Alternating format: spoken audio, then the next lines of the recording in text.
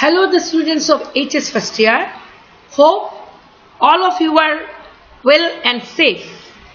So, in my last class, I have discussed laws of chemical combination,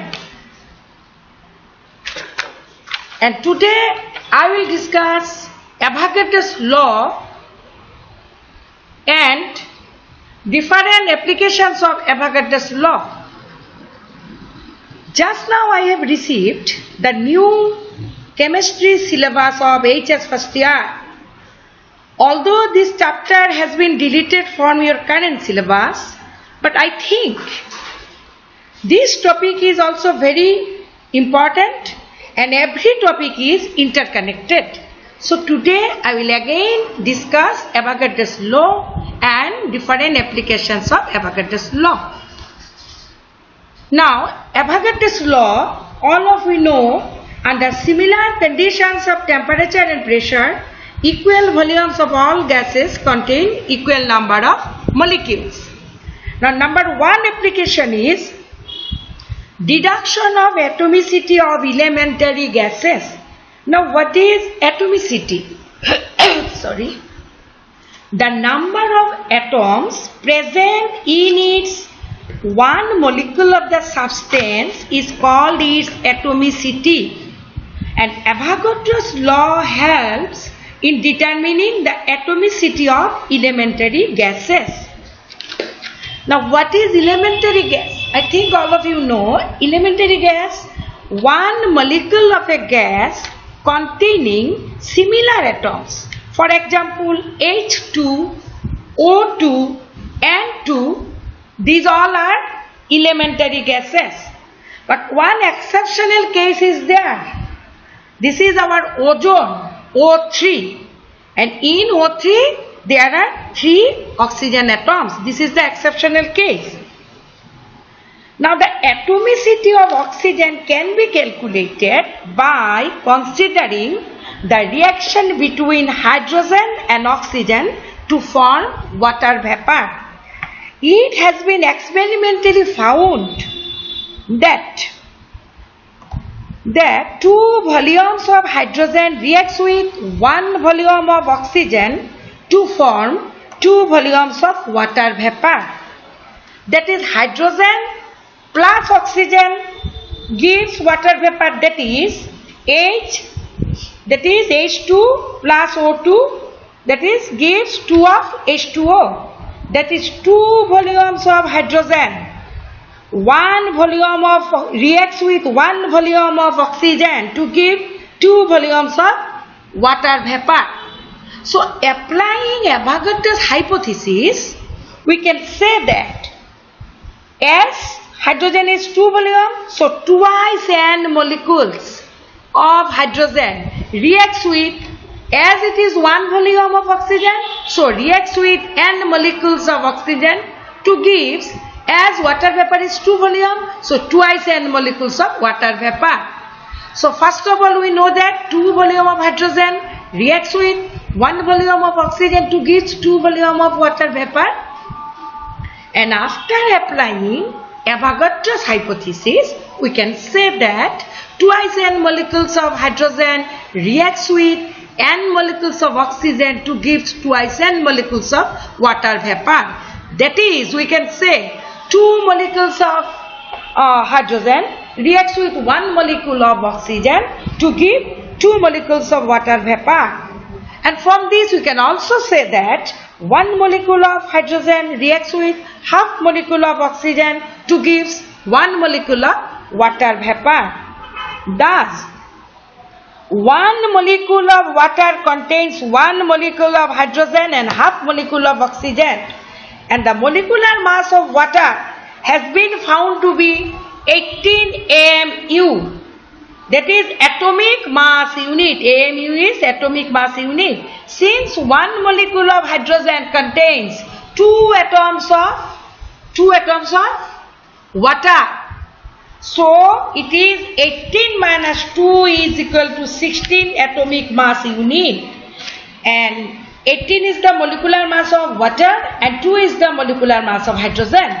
So this corresponds to the weight of one atom of oxygen. Thus, one atom is present in half molecule of oxygen. Therefore, we can say that half molecule of oxygen is equal to one atom of oxygen, or one molecule of oxygen is equal to two atoms of oxygen. Thus, atomicity of oxygen is 2. So second application is it clear? Yes. So second application is determination of relationship between vapor density and molar mass of a gas. Now vapor density. So density is mass per unit volume, you know. So vapor density of a gas is the ratio between the mass of a certain volume of the gas to the mass of the same volume of hydrogen gas under similar conditions of temperature and pressure. Thus, we can say that vapor density is Vd. So, Vd of a gas is equal to mass of certain volume of gas divided by mass of same volume of hydrogen under similar conditions of temperature and pressure. Now, similarly, according to Avogadro's hypothesis, equal volumes of all gases under similar conditions of temperature and pressure contain equal number of molecules. So let the given volume of the gas and hydrogen contain n molecules, small n, at HTP conditions. So vapor density is equal to mass of n molecules of a gas divided by mass of n molecules of hydrogen. So we can write in a similar way mass of one molecule of gas divided by mass of one molecule of hydrogen. But since one molecule of hydrogen contains, we know, two atoms of hydrogen, so we can write vapor density is equal to mass of one molecule of gas divided by mass of two atoms of hydrogen. But the ratio of mass of one molecule of gas to mass of an atom of hydrogen is called molar mass. So we can say that the vapor density is equal to molar mass divided by 2. Again we can say that molar mass is equal to 2 into vapor density, and vapor density is also called relative density. So these are the two applications, and number 3 is determination of relationship between mass and volume of gas. So from the previous application we know that molar mass is equal to 2 into vapor density.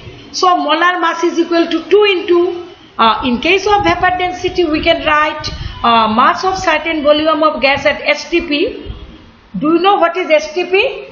STP is standard temperature pressure, and NTP is normal temperature pressure. So 2 into mass of certain volume of gas at STP divided by mass of same volume of hydrogen at STP. Again we can write 2 into, here it is mass of certain volume, as it is volume, so we can write mass of 1 liter of gas at STP divided by mass of 1 liter of hydrogen at STP. Okay, and one thing we know that 1 liter of hydrogen gas is equal to 0.089 gram. So molar mass is equal to 2 into mass of 1 liter of the gas at STP divided by mass of 1 liter of hydrogen, and this is 0.089. So we can write 2 by 0.089 into mass of 1 liter of gas. So, and 2 by 0.089 is our 22.4 into mass of 1 liter of gas at STP. So we can say mass of 22.4 liter of gas at STP. So thus 22.4 liter of any gas at STP weight equal to molar mass of gas expressed in grams, and this is called our gram molecular volume. So these are the three very important applications of Avogadro's law. And lastly, I will discuss some problems related with laws of combination of gases, that is related with laws of multiple proportion. And I think these problems are important. So if the problem is like this, that the question is 5.975 gram of the higher oxide of metal gave 5.575 gram of lower oxide on heating, and the quantity of the lower oxide gave 5.175 gram of metal on reduction. Prove that these results are in accordance with laws of multiple proportion. Now here the values are given that as 5.575 gram of lower oxide on reduction gives what? 5.175 gram of the metal. So the mass of oxygen we can calculate by subtracting, that is 5.575 gram minus 5.175 gram, and that is 0.4 gram. So for 1 gram of metal, mass of oxygen will be our 0.4 divided by that lower oxide gave how much? 5.175. So 0.4 divided by 5.175, and it will be 0.077 gram. So these are in case of lower oxide. Now in case of higher oxide, mass of metal is 5.975 gram. Similarly, mass of oxygen is 5.975 gram minus 5.175 gram, so it is 0.8.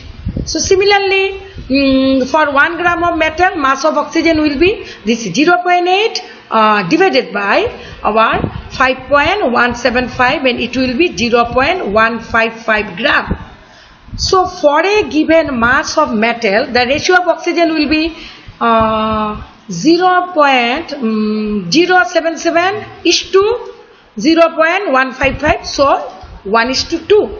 So hence the law of multiple proportion is proved. So you practice this type of problems. And the second problem is, suppose air contains 20% oxygen by volume. Calculate the theoretical volume of air which will be required for burning completely 500 meter cube of acetylene gas. Now do you know the formula of acetylene? Acetylene is C2H2. So in this type of problems, first of all we have to write a complete chemical equation. That is, complete means a balanced chemical equation. So oxidation of acetylene, that is C2H2 plus oxygen, it gives carbon dioxide and water.